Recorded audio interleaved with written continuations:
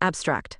This analysis tackles the question of whether the democratic deficit in the European Union is associated with repeated referendums, giving voters a second chance to vote yes for EU treaties. Looking at repeated referendums in Ireland on the Nice and Lisbon treaties, I argue that, broadly speaking, these referendums failed to give Irish voters the meaningful ability to contest the direction of EU policy or to choose among alternative policy options.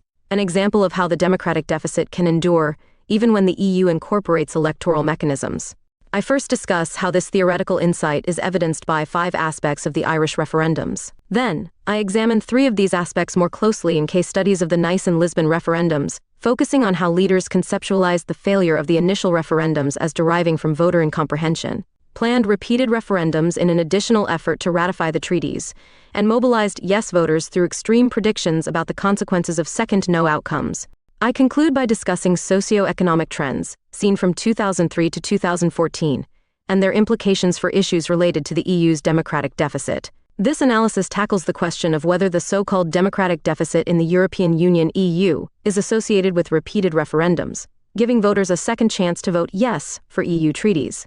Footnote 1. Since at least 1977, scholars, activists, and government officials have debated the extent to which a democratic deficit exists within European supranational institutions such as the EU. According to the European Commission, the democratic deficit thesis implies that the European Union and its various bodies suffer from a lack of democracy and seem inaccessible to ordinary citizens. Recent scholarship has conceptualized the EU's democratic legitimacy in terms of one of 3 normative criteria: the output effectiveness of the EU for its citizens, the input participation by these citizens, and the throughput legitimacy of EU efficacy, accountability, and transparency. Schmidt 2009-2013a. These frameworks have not yielded scholarly consensus on the EU's democracy issues. Using the output framework, Andrew Moravchik and Giandomenico Maggione have challenged the deficit thesis, arguing that EU institutions are primarily regulatory and, as such, do not require democratic oversight. Conversely, others have suggested that the democratic deficit has persisted despite successive EU reforms, some of which were intended precisely to enhance its democratic legitimacy. Despite differences among scholars, many observers have come to recognize the gravity of these issues, especially as the EU has seen its output legitimacy weakened in the wake of the Eurozone crisis. Now, the EU's future stability depends partly on its ability to overcome democracy concerns, especially since, according to Norris, it is widely believed that institutions lacking deep foundations of legitimacy face heightened risk of breakdown. In this analysis, I intervene into this democratic deficit debate by looking at repeated referendums in Ireland held on 2 EU treaties, the Treaty of Nice and the Treaty of Lisbon. Initially, Irish voters rejected referendums on both treaties, frustrating the plans of Irish and EU leaders.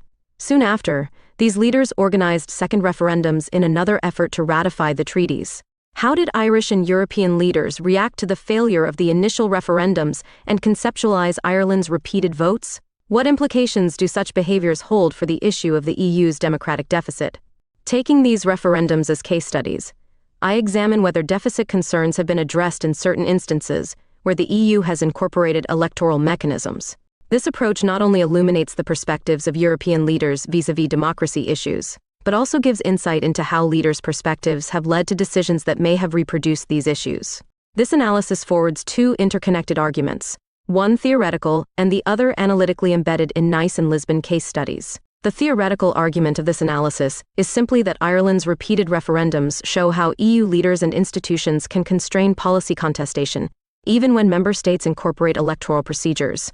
This point follows from at least 5 aspects of the EU referendums in Ireland. The Nice and Lisbon case studies critically deal with 3 of these aspects concerning EU referendums in Ireland. The argument here is that the 3 factors are indicative of how Irish leaders constrained the ability of voters to challenge the direction of EU policy by systematically presenting the rejection of the 2 treaties as politically indefensible.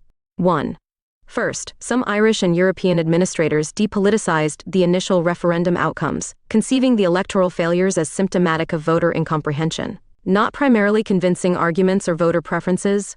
2. Next, they planned second referendums in an effort to ratify the treaties, arguing that repeated chances would give citizens time to better inform themselves about the issues at stake.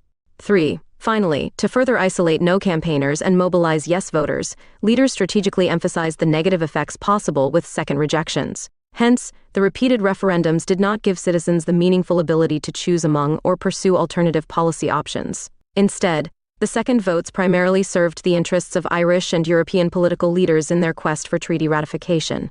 Definitions and theoretical analysis. In this analysis, I define democracy as the ability of citizens to influence policy-making through political processes. Some scholars, such as Cronin, have argued that referendums serve as one of the more direct forms of democracy. This argument rests on the assumption that referendums enable citizens to shape the formation of laws in a more immediate way than through legislative procedures, which mediate popular preferences and policy outcomes. However, as suggested below, this conclusion may underemphasize the extent to which leaders can strategically utilize referendums for their benefit. Indeed, standard referendums, as opposed to direct citizen initiatives, popular referendums, and abrogative referendums, can often function as tools to serve the interests of leaders who hold power and already shape policy. Next, I take the term democratic deficit to mean that a given political institution fails to incorporate contestation for political leadership or over the direction of policy. This definition describes the features common across the various uses of the term, which, as Folesdahl and Hicks note, has no single or fixed referent. In fact, while the term can refer to the legitimacy problems of non-majoritarian institutions, it can also refer to how European integration has occasioned an increase in executive power and a decrease in national parliamentary oversight. In addition, the term can refer to how the European Parliament has historically remained weak compared to the Council of Ministers, or to how the EU has sometimes adopted policies opposed by the majority of citizens in member states. At minimum, these definitions each imply that a political institution will contain a democratic deficit if its citizens do not have a meaningful ability to choose among or pursue alternative policy options. Repeated referendums and the EU's democratic deficit. On first glance, it appears that Ireland's repeated Nice and Lisbon referendums indicate an internal democratic deficit in Ireland, not the EU. After all, the Irish referendums were not required by the EU, but by Irish law, in part to address legitimacy concerns of Irish involvement in supranational institutions. Hence, Ireland's repeated referendums appear to remain internal issues, although ones with clear consequences for the EU as a whole. While some evidence supports this notion, I would nevertheless place greater emphasis on the ways in which Ireland's repeated referendums are more symptomatic of EU political culture than of particularities to Ireland. Indeed, referendums on EU treaties have been repeated several times in a number of member states at the Council of EU officials. Thus, as various member states have mandated repeated referendums, the Irish cases can shed light on the general dynamics of referendum politics in the EU. In short, the repeated referendums give insight not only into Ireland's democracy issues, but also into those of EU institutions. More concretely, Ireland's repeated referendums give theoretical insight into the EU's democratic issues, by showing how EU leaders and institutions can limit policy contestation even when member states incorporate electoral procedures for policy ratification. This insight follows from 5 aspects of the EU referendums in Ireland. The first 3 aspects supporting this insight follow from the central argument embedded in the Nice and Lisbon case studies. That is, in the Nice and Lisbon cases, political leaders framed the no outcomes as symptomatic of voter incomprehension, did not accept the initial results and planned repeated votes, and remarked that dire consequences would ensue if the second referendums failed to pass. Later, these aspects are each discussed in detail. The point important to emphasize here is that these 3 strategies each had the effect of delegitimizing those who wish to contest the direction of EU policy. Put differently, leaders worked to render null the initial referendums and justify the second votes without revisiting the content of the policies at stake. The final 2 aspects follow from more abstract considerations later covered in some, but not great detail. 4. The majority of Irish citizens reported having little knowledge of the Nice and Lisbon treaties and, indeed, of the EU in general, reflecting how EU institutions have been unsuccessful at engaging citizens in meaningful policy debate. The gap between the preferences of European citizens and the voting behaviors of their EU representatives further explains this alienation, as does citizens' limited efficacy with respect to EU policy changes. Such considerations reinforce the claim that, on the whole, the Irish referendums failed to incorporate policy contestation. Even though leaders at the EU level did at times adopt rhetoric about deliberative democracy, they negotiated and finalized the content of both the Nice and Lisbon treaties without attempting to systematically incorporate citizen input. 5. Lastly, referendums on EU treaties have been repeated only after initial no outcomes, demonstrating how second referendums have served to sanction, not shape, EU policy. This fact also gives credence to the claim that the repeated votes primarily serve to benefit national and EU officials. While leaders referred to voter incomprehension to justify the repeated Nice and Lisbon referendums, some of these same leaders have disregarded precisely such incomprehension in cases where EU referendums have been successful. As a consequence, Ireland's repeated referendums show how EU officials can pursue various strategies to maintain policy consistency at the expense of meeting the preferences of EU citizens or of incorporating certain forms of policy contestation. Together, these 5 considerations suggest that Ireland's repeated referendums failed to give citizens the meaningful ability to choose among or pursue alternative policy options. It is in this sense that the democratic deficit can endure even when the EU or its member states incorporate electoral procedures for policy ratification. Even with such procedures in place, European elites have pursued policies removed from the preferences of citizens and, at times, constrained the ability of these citizens to forward alternative policies. All this, however, is not to suggest that repeated referendums are under no circumstances normatively defensible. A repeated referendum may be justifiable if it occurs for non-tactical reasons, or if safeguards stand in place to prevent the manipulation of a repeated vote. For example, a repeated referendum appears warranted if legal conventions require multiple votes for major policy changes. In a similar vein, a repeated vote may be justifiable if new facts are disclosed on an issue central to a past referendum. Also, a repeated referendum may be defensible if an independent, politically diverse panel oversees the conditions under which a referendum will be repeated. If, however, a government will only hold a repeated vote when an initial outcome contradicts the plans of its leaders, repeated referendums may, in fact, strategically constrain contestation over policy and benefit those in power.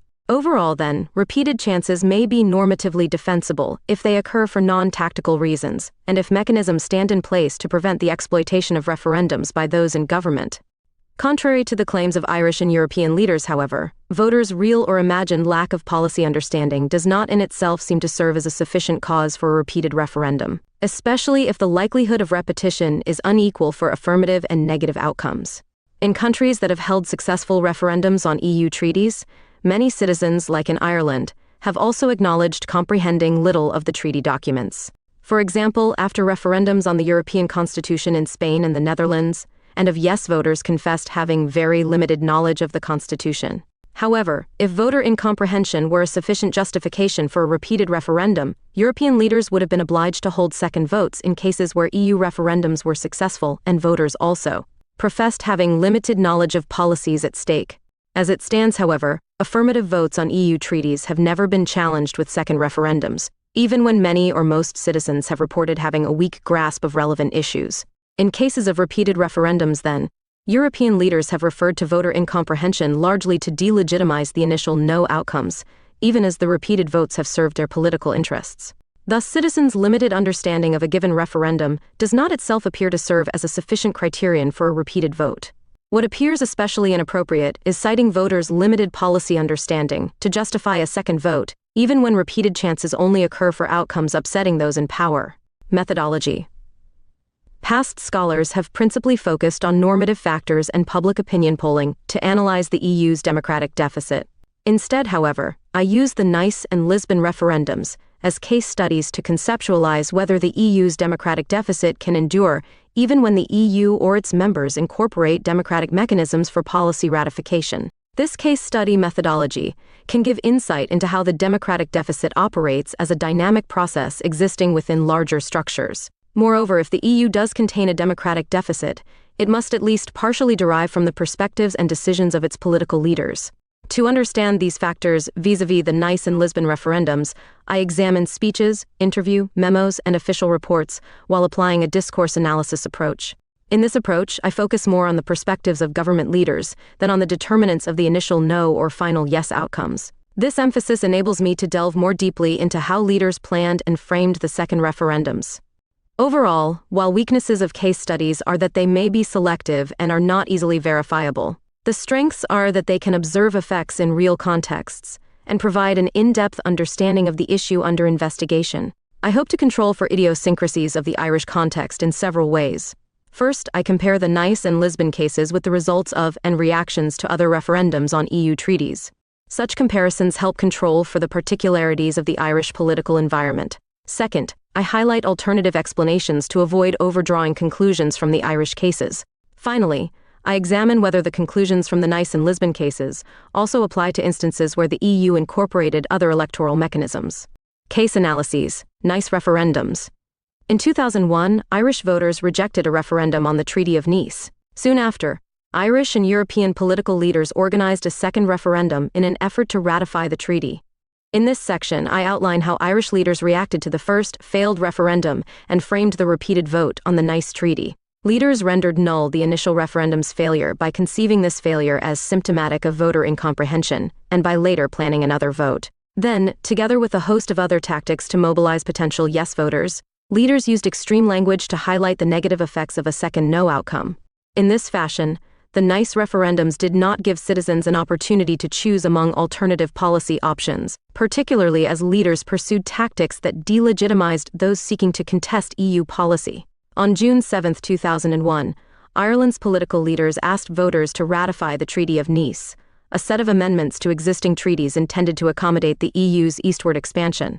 The Republic of Ireland was the only EU member to put the treaty to a referendum. This particularity derived from an Irish Supreme Court decision, Crotty v. Jerzak, which requires a constitutional amendment and thus a referendum for every proposed EU treaty that goes beyond the scope of existing treaties.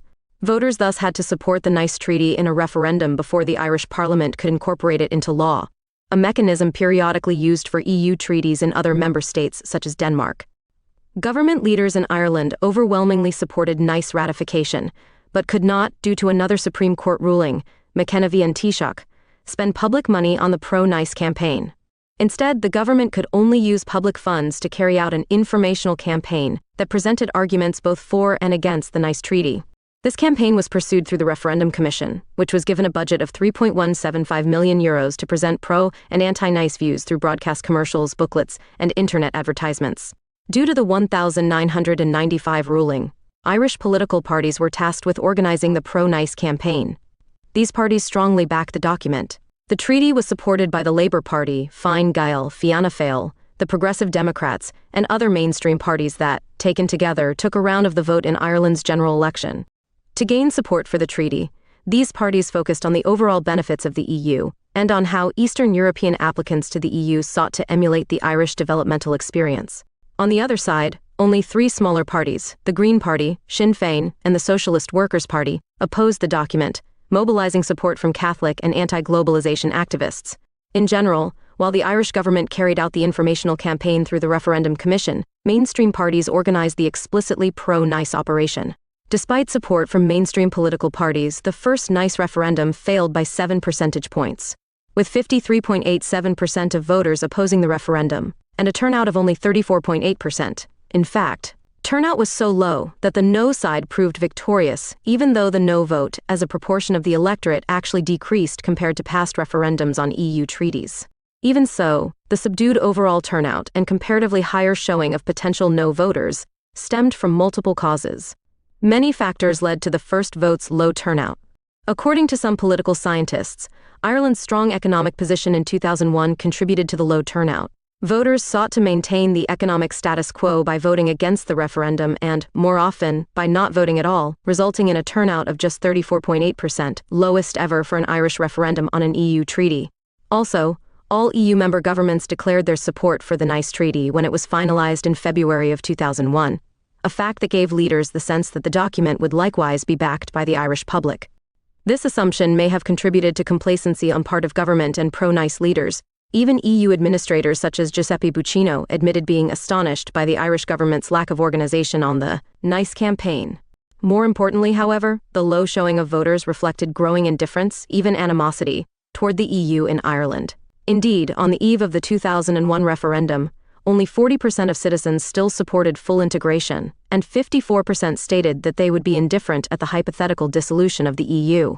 As citizens grew more wary of the integration pursued by leaders, it is likely that their sense of efficacy to influence EU policy also declined, another predictor of low turnout. On balance, contextual circumstances and public opinion changes led to the weak initial turnout. Also numerous were the factors prompting the comparatively higher mobilization of no voters. First, political parties faced an election cycle in 2001-2002, and, as a result, limited their financial contributions to the pro-Nice operation. Furthermore, pro-Nice parties, which were in fact electoral competitors, failed to secure a shared political vision, a development that reduced the cohesiveness of their messaging and aided the smaller but better organized No campaign. This no campaign advertised widely with accessible messages such as, "You will lose power, money, and influence," capturing support from civil society groups, leftists, conservative Catholics, and anti-globalization activists. These diverse groups were mobilized by discussion on how the Nice Treaty would weaken Irish control over immigration restrictions, economic practices, abortion rules, and military neutrality policies. Some anti-Nice campaigners also sought to advance their position in domestic debates on judicial conduct, the death penalty, and the ratification of the International Criminal Court. As these factors gave greater urgency to the anti-Nice operation, several scholars have described how the first referendum may have invited a small but measurable level of protest voting against the government, particularly among about 6% of no voters. Overall, a number of factors explain the comparatively higher showing of the no side, as tactical factors and contextual circumstances explain the 2001 defeat. The first no outcome upset the expectations of Irish and European political leaders. These leaders viewed the Nice ratification as uncontroversial, since, as noted, governments of all EU members had already declared their support for the treaty. In reaction to the Nice defeat, Irish and EU leaders planned a repeated referendum on the treaty. Some of these leaders also A. employed voter incomprehension rhetoric in a way that delegitimized the initial referendum, and B. used extreme language in a manner that galvanized potential yes voters for the second Nice referendum. Voter incomprehension rhetoric. Some leaders conceptualized the weak support for the Nice referendum by referring to voter incomprehension. As Minister of Foreign Affairs Brian Cowen stated in a 2001 speech, "Although the case for the Nice Treaty was to my mind very strong, clearly the public were not convinced, or didn't exercise a franchise arising out of a failure to communicate the substance of the issues involved." Cowen admitted, 2 million voters simply didn't vote at all because of this failure by us to connect with the public. However, leaders remained careful to qualify such rhetoric, working to de-emphasize the admission of government failure, as it was the government's task to inform voters about the treaty. For instance, in the same speech, Cowen softened his prior statement by maintaining that the government made strenuous efforts to inform the public on the issues at stake through a 14-page white paper sent to every household in the Republic of Ireland. This qualification reflects the complex rhetorical strategies that leaders such as Cowen employed. They presented the failure of the first referendum as stemming from voters' lack of information, but simultaneously underemphasized the logical conclusion of this acknowledgement that the government failed in its informing duties. Other government leaders also pointed to voter incomprehension to explain the defeat of the Nice referendum. One government report stated that citizens did not fully appreciate the importance of the European Union in their daily lives. This lack of recognition stems from the fact that most people feel alienated from the EU's work and are unsure about what the EU is and what its role and objectives are. European Governance, a White Paper, 2002, pp. 3-4. This report went further than Cowen, interpreting the failure of the first referendum as a symptom of the Irish public's lack of knowledge about the EU, not only their nescience regarding the Nice Treaty. Charlie McCreevy, Ireland's Minister of Finance, shared this view. In a 2002 speech, he acknowledged at this juncture that the verdict on the previous referendum on Nice did reflect serious concern amongst the electorate, on concerns as to the information and accountability deficits in relation to EU matters. In this way, these and other leaders implied that an ill-informed electorate was to blame for the initial no. This rhetorical strategy had two interrelated effects. It implied that voters would support the Nice Treaty when well-informed and depoliticize the failure of the first referendum by obscuring the political arguments behind the no campaign. First, this rhetorical strategy implied that informed voters would support the Nice Treaty if voter incomprehension had led to the failure of the first referendum. It followed that a more informed electorate would stand behind the treaty. Moreover, leaders could point to voter incomprehension to defend why they insisted on Nice ratification, despite the initial no. Leaders thus externalized the failure of the initial referendum by emphasizing the incomprehension of the electorate, a strategy that justified the EU's intention not to consider alternative policy options. Second, by pointing to the incomprehension of the electorate, leaders depoliticized the failure of the first Nice referendum.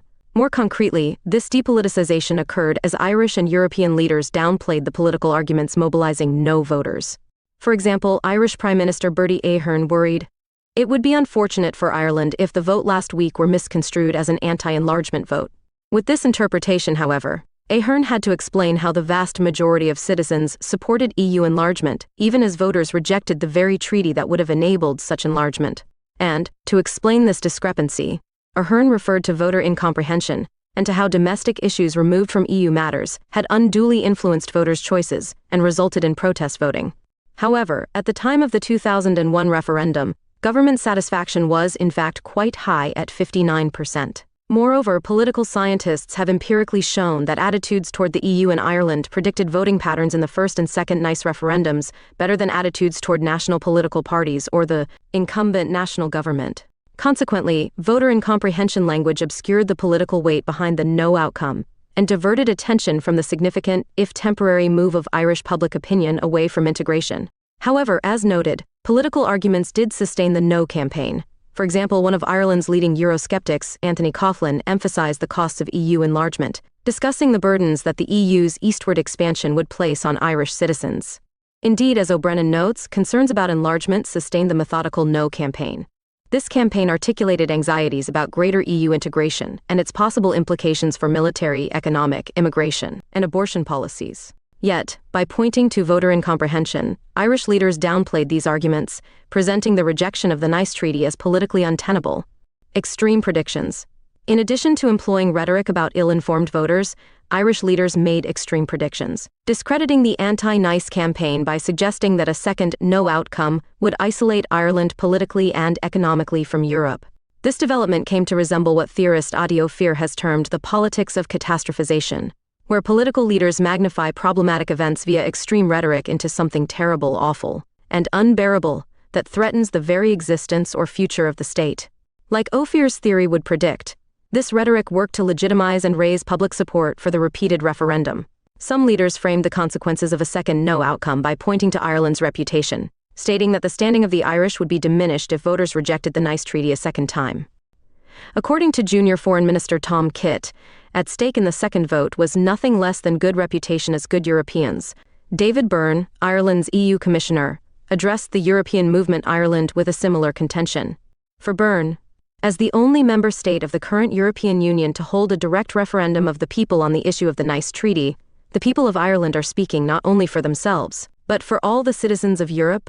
In a related vein, Labour Party leader Ruairi Quinn implied that the Irish would be discredited if they caused the disappointment and devastation of those in Central and Eastern Europe, with a second no. Likewise, on the day of the second vote, Deputy Prime Minister Mary Harney stated in an interview that the Irish did not want to be the people that said no to EU enlargement. Some leaders thus suggested that citizens could avoid further damaging their reputation by voting yes in the second referendum.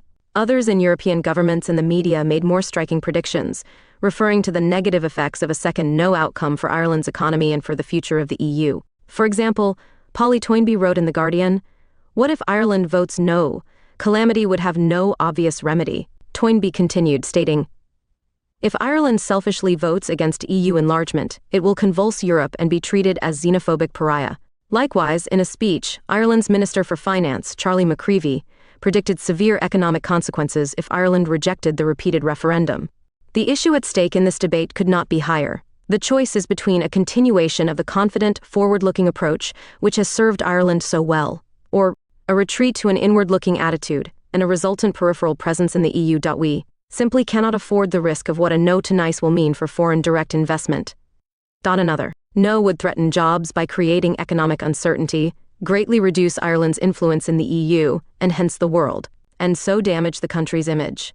Here, McCreevy predicted adverse domestic consequences if citizens did not support the repeated referendum. In the days before the second referendum, Prime Minister Ahern further developed this argumentative line. At Ireland's National Forum on Europe, he stated, "If Ireland fails to ratify the treaty by the end of the year, the European Union will be faced with an unprecedented and unpredictable crisis." Ahern therefore stated that the EU, not only Ireland, would face a crisis if voters rejected the repeated referendum. In a similar fashion, Office Director for EU Institutional Issues, Giuseppe Buccino, stated that a second no outcome would send the EU into political shock, from which the organization may never recover.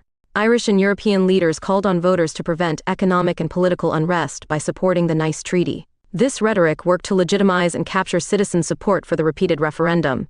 It remains unclear to what extent such rhetoric was hyperbolic, but evidence suggests that it may merit some qualification. On the one hand, a second no result could have delegitimized the Nice Treaty and discomposed EU officials.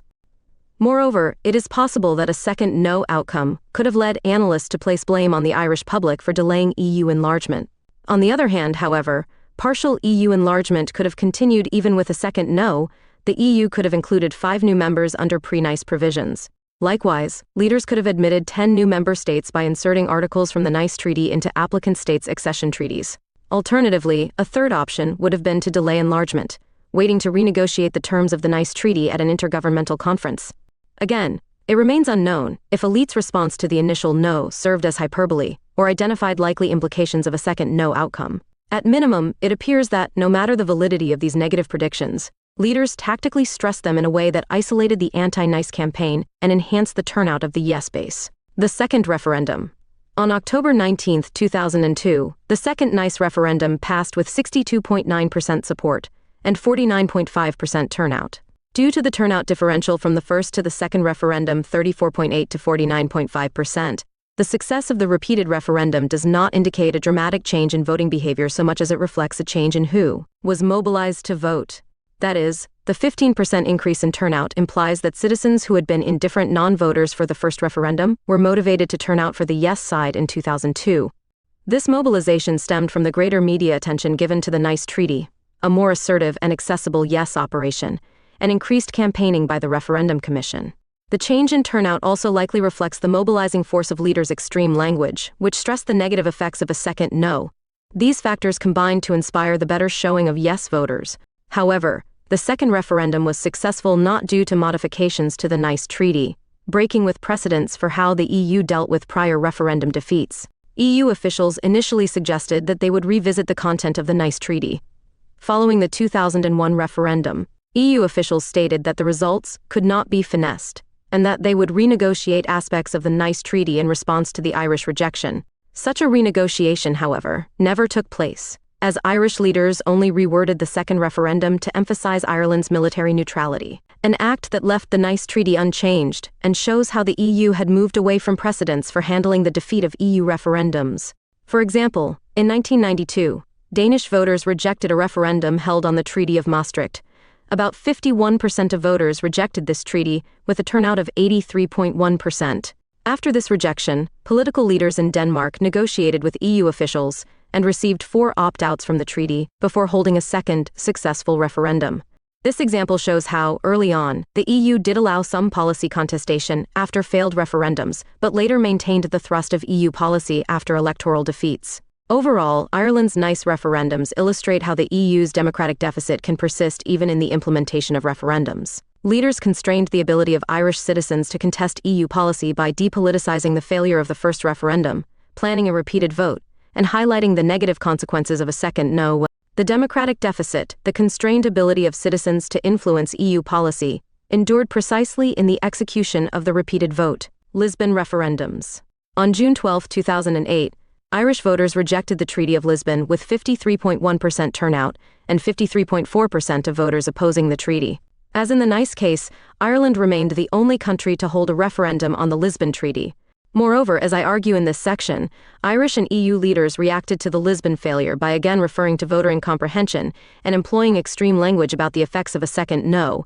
Like earlier, these strategies limited meaningful contestation over EU policy. Some factors make the Lisbon case unique, particularly as more citizens voted in the first referendum and the Yes campaign employed more cohesive tactics. Both pro- and anti-Lisbon activists planned more vigorous campaigns, resulting in a higher voting rate of 53.1%, almost 20 percentage points above the turnout for the first Nice referendum and 5 percentage points above the turnout for the second. Due to this higher turnout, leaders could not argue that a second referendum would be more democratic simply by boosting turnout. Indeed, low turnout did not serve as a cause sufficient to invalidate the first Lisbon and Nice referendums in the eyes of Irish and European leaders. Instead, the fact that the results frustrated the long-term initiatives of these leaders prompted the second votes. Other details also differentiate the first Lisbon referendum from the initial Nice vote. Whereas the initial pro-Nice operation did not convey cohesive messaging, the pro-Lisbon campaign consistently centered on the tangible benefits of integration. A brief from Daniel Mulhall, Ireland's Director of the Department of Foreign Affairs, to an English diplomat, Elizabeth Green, reveals the thinking behind this pro-Lisbon strategy. According to Mulhall, the Lisbon Treaty is largely incomprehensible to the lay reader. Most people would not have the time to study the text. Consequently, the Irish government's aim leading up to the first Lisbon referendum was to focus the campaign on the overall benefits of the EU rather than the treaty itself. This remark explains how the pro-Lisbon campaign attempted to persuade busy people that they have a personal stake in the outcome sufficient to make it worth while exercising their franchise. Irish leaders advised the pro-Lisbon operation to focus not on the Lisbon Treaty itself, but on the overall benefits of the EU. To implement this strategy, EU institutions and the Irish government provided considerable funds for their initial Lisbon campaigns. The Irish government allotted €5 million for the information campaign, while the European Commission spent €88 million on its pro-Lisbon drive. Thus, while the anti-Lisbon operation again focused on the negative effects of further integration, the well-funded support campaign stressed the broad benefits of the EU. As Irish and European leaders invested greater resources into the pro-Lisbon campaign, the failure of the referendum again upset leaders' expectations. 3 months prior to the referendum, Deputy Prime Minister Brian Cowen had stated, "I believe that we will succeed on this occasion also, and that the people will vote to ratify the treaty. I think the arguments in favor are unassailable, and I have absolute confidence in the maturity and good sense of the Irish public." When the 2008 referendum was defeated, Cowen expressed surprise, declaring that there's no quick fix to pull the EU out of uncharted territory. After expressing shock at the 2008 defeat, leaders soon planned a second referendum and pursued tactics that again discredited the initial no outcome. Voter incomprehension rhetoric. Once again, some leaders referred to voter incomprehension in a way that delegitimized the failure of the first referendum. Joan Burton of the Irish Labour Party argued that the Lisbon Treaty had, like the Nice Treaty, been too obscure, confounding voters despite more robust yes campaigning. For Burton, the message from this result is that whenever the EU draws up a treaty, they should make it intelligible to ordinary people. That was one of the biggest problems of this campaign. Thousands and thousands of people couldn't even understand what the treaty was about. Ireland's Minister for Foreign Affairs, Michelle Martin, agreed. In a 2009 speech, Martin stated, "The main reason for voting no or abstaining in last year's referendum was a lack of knowledge of the treaty. Yes and no, voters were unified in their criticism of what they viewed as the dearth of clear, accessible information." Observers and other political leaders echoed this view. For analyst Michael Bruder, is a pro-European country, but didn't understand the treaty, why it was needed, what it was going to change. Likewise, the Vice President of the European Commission, Margot Wallström, stated that anxiety over the Lisbon Treaty grew in the absence of clear information and communication. In a similar vein, Deputy Prime Minister Cowen charged the no camp with compounding voter incomprehension by alluding to issues that clearly weren't in the treaty at all. Joan Burton expressed a similar view, stating, "There was a lot of misinformation by the no camp in this campaign. It is certainly possible that, as accepted by at least 3 academic sources, no campaigners promulgated misinformation. Moreover, although government satisfaction was far higher during the failed 2008 Lisbon referendum than during the successful vote in 2009, survey data shows that 4% of no voters opposed the treaty to protest against policies of the Irish government. However, on the whole, leaders' rhetoric delegitimized the initial rejection, as the no outcome was presented as the byproduct of voter incomprehension, not citizens' preferences. This rhetoric also justified the second referendum, framing the second vote as opportunity for the Irish to make a more informed choice. Leaders thus presented the defeat of the Lisbon Treaty as politically indefensible, undermining those who sought to contest Irish or EU policies, even policies increasingly removed from citizen preferences. Like in the Nice case, however, explaining the Lisbon failure with reference to voter incomprehension may need some qualification. Gary has also shown that in both referendums, perceptions of how the Lisbon Treaty would impact Ireland were stronger predictors of voters' choices than second-order factors strictly concerning domestic politics. Also, according to a 2008 EU study, over half of those who failed to turn out in the first referendum cited unfamiliarity with the Lisbon Treaty to explain their decision. At the same time, however, only a quarter of no voters mentioned this reason. Furthermore, according to this EU study, a large majority of Irish voters, 68%, said the no campaign was the most convincing. Even a majority of yes voters felt that way, 57%, pp5. Hence, the political arguments of the no campaign, which focused on immigration policies, the distribution of resources, and concerns over military neutrality, convinced the majority of Irish voters, even the majority of those who voted for the referendum.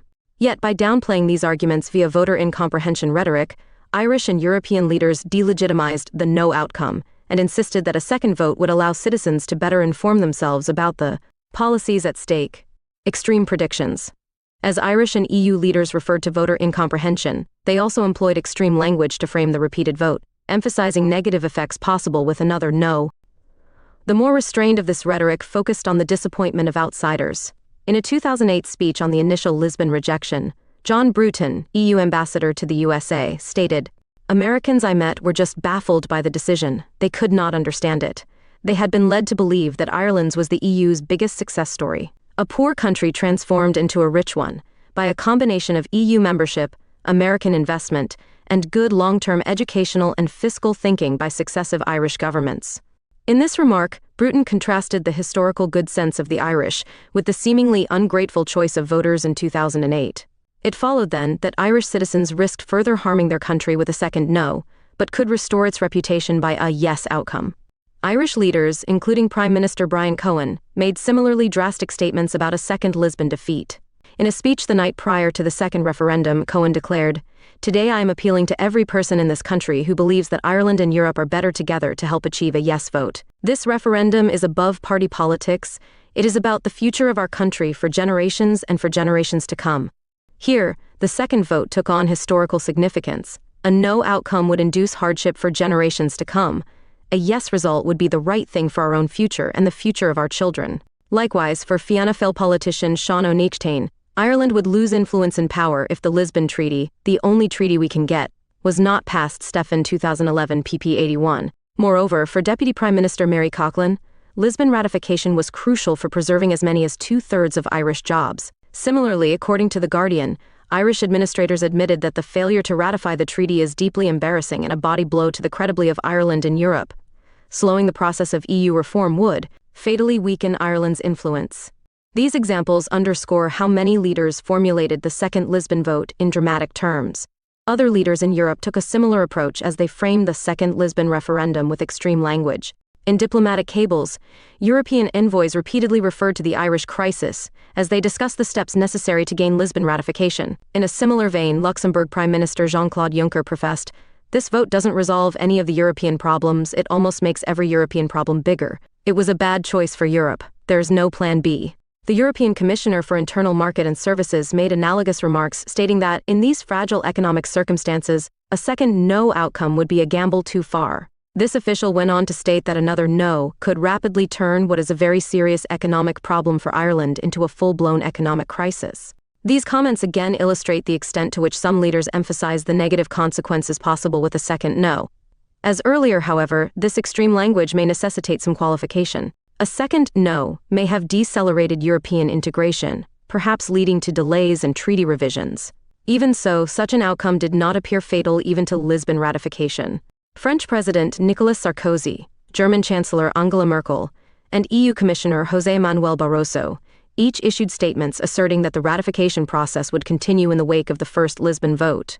Furthermore, even with a second no, European leaders could have A. renegotiated the substance of the Lisbon Treaty, B. found a mechanism to continue further integration with the 26 remaining member states, or C. let the EU status quo remain in place without further integration. European Affairs Minister of France, Jean-Pierre Jouet, also explored a legal arrangement that would have allowed Ireland to ratify the Lisbon Treaty even with another no. Nonetheless, it is impossible to assess the counterfactual impact of a second rejection. However, regardless of whether the effects predicted by leaders were or were not likely, leaders emphasized them in a way that discredited the initial no and helped mobilize the yes base. The second referendum. Irish voters backed the second Lisbon referendum with 67.1% support and 59% turnout, again reflecting various tactical and contextual changes. Turnout remained relatively constant from the first to the second referendum, only going from 53% to 59%. Unlike in the Nice case then, it appears that a substantial proportion of initial no voters cast yes ballots in the second Lisbon referendum. As Quinlan has argued, this reversal is partly explained by changing economic circumstances, greater funding for the yes campaign, and guarantees from Irish and EU leaders. Such guarantees clarified Irish tax and military policies with respect to the Lisbon Treaty, but did not alter the letter of the document. In addition, the second Yes campaign enlisted the influential support of Irish celebrities such as soccer star Robbie Keane, the U2's The Edge, Nobel laureate Seamus Heaney, and author Deirdre Purcell. Also, by stressing the negative consequences of a second no result, leaders' extreme language may have contributed to the success of the yes side. These diverse factors combined to prompt the second referendum's yes outcome. However, as Irish and EU leaders pursued various tactics to ensure treaty ratification, some in Ireland reported feeling external pressure to vote yes. As noted, a 2008 EU report demonstrated that the majority of voters considered the arguments of the first no campaign more convincing, even most citizens who voted for the treaty. This finding suggests that a majority of yes voters may have sided with arguments they found less compelling. Moreover, at least 11% of no voters, the only group asked about such feelings, reported experiencing external pressure to vote yes in the second referendum. Admittedly, however, some elements of public opinion did change from 2008 to 2009, according to a 2009 EU study. The final yes outcome was primarily driven by how 4 times more voters believed that the Lisbon Treaty would help the Irish economy. Despite this change, and despite how the percentage of citizens convinced by the no campaign did decline prior to the second vote, the majority of the Irish electorate still failed to find the yes arguments more compelling. As one article noted, the vast majority of people asked as they departed a polling center said they had voted in favor of the charter. But many were doing so through gritted teeth. "I begrudgingly voted yes because I felt I had to a certain degree," reported one citizen. On balance, Irish and European leaders framed the Lisbon votes just as they did the Nice referendums. In both cases, some leaders conceptualized the failure of the first referendums as deriving from voter incomprehension, not primarily political argumentation or citizens' preferences. After planning repeated referendums on the treaties, a number of these same leaders employed extreme language to mobilize citizens for the repeated chances. These strategies limited policy contestation by presenting one option supporting the referendums as imperative and another rejecting the treaties as politically indefensible. Other defeated EU referendums. The democratic deficit has endured in other cases where the EU or its member states have incorporated electoral mechanisms. These additional examples further show how referendums and EU reforms have not necessarily increased the ability of EU citizens to give meaningful policy input. The French and Dutch referendums held in 2005 on the European Constitutional Treaty parallel the Irish cases. In France and the Netherlands, voters rejected referendums on the Constitution, despite broad support from French and Dutch leaders. French voters rejected the document by a margin of 55 to 45%, with a turnout of 69%. In the Netherlands, voters rejected the document by a margin of 61 to 39%, with a 62% turnout. These defeats came as citizens in both countries expressed concerns about the Constitution and its effects on national sovereignty. For example, the leading motivation behind the French no was the predicted effects of the Constitution on French employment numbers. Additionally, prior to the French referendum, the text of the Constitution became a bestseller as voters sought to read it at the request of national leaders. However, some European officials, including Giscard d'Estaing, an architect of the Constitution, criticized French leaders for encouraging citizens to study the document. According to d'Estaing, the discovery of this document was felt by many voters to be an aggression and a threat. It consolidated the negative attitude that the Constitution was too complicated, that reading it was reserved to specialists. Hence, just as Irish leaders had stated after the Nice and Lisbon defeats, d'Estaing argued that the content of the European Constitution had confounded voters, thereby contributing to the Constitution's defeat in France. D'Estaing also suggested that voters should have focused on the overall benefits of the EU, not on the explicit content of the Constitution. Another parallel to the Irish cases, where the pro-EU campaigns focus more on the general advantages of integration than on the substance of the treaties.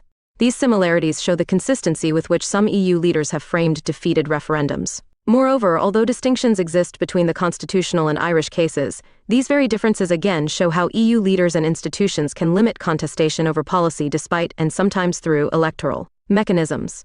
Unlike in the Nice and Lisbon cases, lawmakers in France and the Netherlands ratified something of a modified version of the European Constitutional Treaty, the Treaty of Lisbon, without further referendums. On the one hand, this treaty lacked earlier constitutional symbolism. However, on the other hand, EU administrators included into the Lisbon Treaty much of the Constitution's content, simply by framing this later document as a treaty rather than a constitution. The European Commission itself asserts that the majority of the institutional and policy changes in the Constitution are included in the Treaty of Lisbon, but presented in a different form. This example shows how EU administrators sometimes draw on legal nuances to overcome electoral defeats and maintain the consistency of EU policy. Taken together, the French and Dutch cases again illustrate the persistence of the democratic deficit, which can endure when the EU and its member states incorporate electoral processes. Generally speaking, such processes have failed to give EU citizens the ability to pursue alternative policies and have sometimes limited policy contestation. Likewise, other attempts to enhance the EU's democratic legitimacy have also achieved limited results. As of 2014, for example, the main branch of the EU that received direct electoral input was the European Parliament. However, the Parliament participated in the legislative process with 2 other bodies, the Council of Ministers, and the European Commission, neither of which directly received voter input. Furthermore, some scholars have suggested that successive EU treaties have increased the EU's political power without creating a parallel increase in the European Parliament's authority. Perhaps more importantly, studies also suggest that a gap exists between the preferences of EU citizens and the voting behaviors of their delegates in the European Parliament. This evidence further suggests that the EU often fails to incorporate deliberation for alternative policies, even those supported by a large proportion of citizens. Further developments, 2003-2014. Socioeconomic trends from 2003 to 2014 complicated the idea that Irish voters rejected the initial Nice and Lisbon referendums due to incomprehension. Economic developments and immigration patterns demonstrate the relevance of concerns emphasized by the no side. While Ireland's Celtic Tiger phase did stem in part from EU integration, this integration came at a cost following the 2008 financial crisis.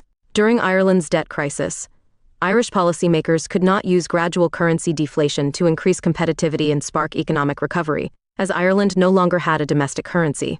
Unable to perform currency devaluation, Irish and EU leaders instead pursued internal devaluation, driving down domestic wage and price levels in the hope of rebooting economic growth.